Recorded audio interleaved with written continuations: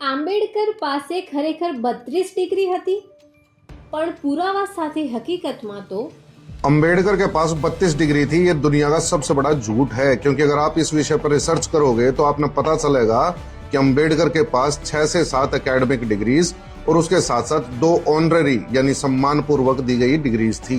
इसके साथ साथ एक और बड़ा झूठ फैलाया जाता है कि उनके समय में उन जितना पढ़ा लिखा कोई दूसरा व्यक्ति भारत में नहीं था, लेकिन उसके पीछे कोई रिसर्च नहीं करता।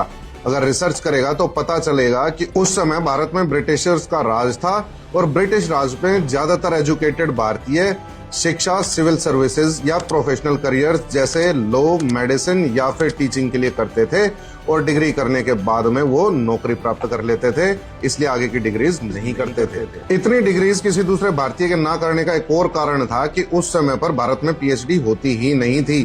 पीएचडी करवाने की शुरुआत कलकत्ता यूनिवर्सिटी ने 1877 में की थी और इससे पहले भारतीयों को पीएचडी करने के लिए London school of economics, Columbia या कैम्ब्रिज जैसे वेस्ट के इलीट इंस्टीट्यूशंस में जाना पड़ता था, जिनका खर्चा उठाने की हर किसी भारतीय की हैसियत नहीं थी, क्योंकि सबके ऊपर महाराजा ऑफ बड़ौदा का हाथ नहीं था, जिसका हाथ अम्बेडकर के ऊपर था, जो उन्हें 3 साल में 20,434 रुपए की स्कॉलरशिप देते हैं पढ़ाई करने के लिए। जय बाबा की।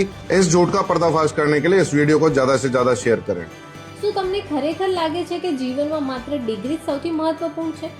આંબેડકર પાસે ખરેખર 32 ડિગ્રી હતી, પણ પુરાવા સાથે હકીકતમાં તો अम्बेडकर के पास 32 डिग्री थी। ये दुनिया का सबसे बड़ा झूठ है, क्योंकि अगर आप इस विषय पर रिसर्च करोगे तो आपने पता चलेगा कि अम्बेडकर के पास 6 से 7 एकेडमिक डिग्रीज और उसके साथ साथ 2 ऑनररी यानी सम्मान पूर्वक दी गई डिग्रीज थी।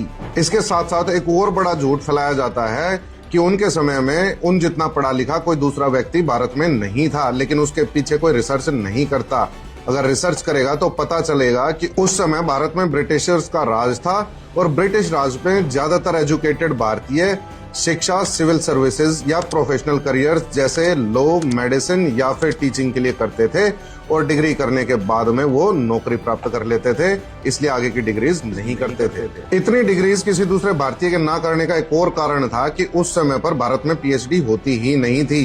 पीएचडी करवाने की शुरुआत कलकत्ता यूनिवर्सिटी ने 1877 में की थी और इससे पहले भारतीयों को पीएचडी करने के लिए London school of economics, Columbia या कैम्ब्रिज जैसे वेस्ट के इलीट इंस्टीट्यूशंस में जाना पड़ता था, जिनका खर्चा उठाने की हर किसी भारतीय की हैसियत नहीं थी, क्योंकि सबके ऊपर महाराजा ऑफ बड़ौदा का हाथ नहीं था, जिसका हाथ अम्बेडकर के ऊपर था, जो उन्हें 3 साल में 20,434 रुपए की स्कॉलरशिप देते हैं पढ़ाई करने के लिए। जय बाबा की। इस झूठ का पर्दाफाश करने के लिए इस वीडियो को ज्यादा से ज्यादा शेयर करें। શું તમને ખરેખર લાગે છે કે જીવનમાં માત્ર ડિગ્રી જ સૌથી મહત્વપૂર્ણ છે?